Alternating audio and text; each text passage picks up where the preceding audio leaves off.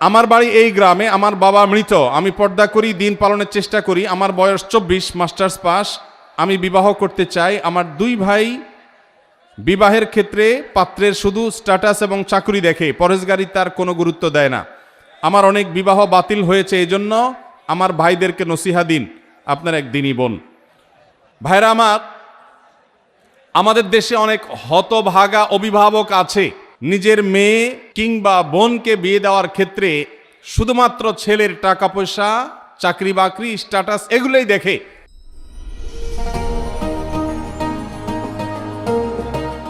ছেলে ভালো মানুষ কিনা, আল্লাহ ভীরু মুত্তাকি কিনা, পরহেজগার কিনা, নামাজি কিনা, হালাল হারাম মেইনটেইন করে কিনা, সে বিষয়টা দেখে না। নবীজি সাল্লাল্লাহু আলাইহি সাল্লাম বলেছেন, তুনকাহুল মারআতু লিআরবাঈন, 4টি বিষয় দেখে সাধারণত মেয়েদেরকে মানুষ বিবাহ করে বা বিবাহ দেয়।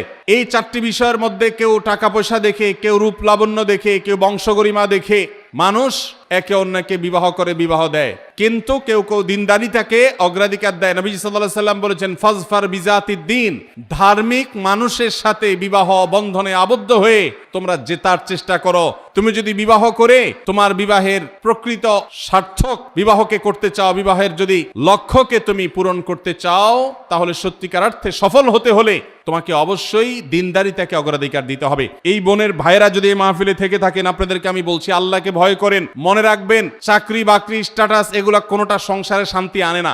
শান্তি আনে মানুষের ব্যক্তিত্ব, ভালো মনুষ্যত্ব।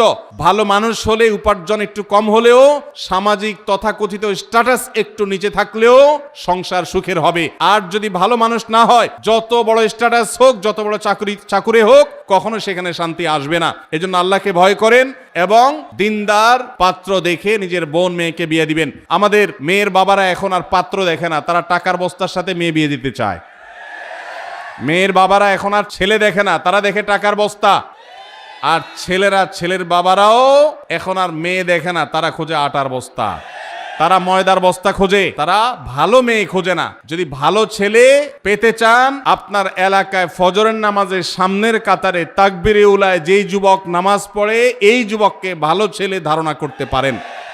আল্লাহ তাআলা আমাদেরকে দিনদারিতা এবং ধার্মিকতা দেখে বিবাহ দেওয়ার তৌফিক দান করুন। ভাইরা আমার, আমরা যদি পার্থিব জিনিস দেখে বিয়ে শাদী করি এবং দেই, তাহলে সেক্ষেত্রে আমরা কিন্তু ধরা খাবো, লাভবান হব না। এই বোনকে বলতে চাই, আপনি এলাকার আলেম ওলামা, মসজিদের ইমাম সাহেব, তাদের মাধ্যমে আপনার ফ্যামিলির লোকজনকে বোঝাবার চেষ্টা করেন। আমরাও তাদেরকে বলছি, আল্লাহকে ভয় করেন, দিনদারিতাকে অগ্রাধিকার দিবেন, অন্য কোনো কিছুকে নয়। ইনশাআল্লাহ শান্তি হবে। ঘরে ঘরে বিবাহ ভাঙছে, দাম্পত্য কলহ হচ্ছে, কারণ আমাদের কাছে এখন ভালো মানুষের চাইতে পয়সাটা বেশি দরকারি। আমাদের চাইতে এখন ভালো মানুষের চাইতে ভাবসাবটা বেশি দরকারি। কোন চাকরি করে সেটা আমরা দেখি, সে মানুষটা ভালো কিনা সেটা আমরা দেখি না। আল্লাহ আমাদেরকে হেদায়েত দান করুন।